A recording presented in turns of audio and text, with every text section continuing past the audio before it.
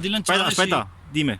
prima di lanciare si innesca il mais. Bisogna mettere il mais, Con ok. calma. Quindi il mais che tipo di pesce è che lo mangia praticamente? Cos'è che si può... Carpe e il rumatera, le scardole. Ho capito.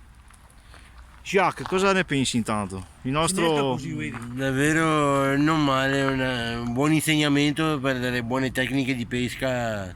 Benissimo. Davvero Si innesca dalla parte più un dura. buon maestro. Si innesca dalla parte più dura. Quanti doppi sensi in questo video, Angelo?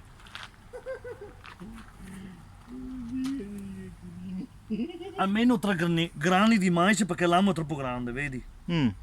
E dopo chiudiamo il quercio. Cos'è che fai col quercio? Chiudiamo il quercio del mais. Vediamo Davide un po'. Sta cercando di capire. E siamo un po' alla profondità perché dopo torna a riva e prendi solo scardole. Ho capito. Molla l'archetto per piacere. Sì. Basta, chiudi. E poi lanciare la canna. Ok, allora qua... aspetta che faccio il giro.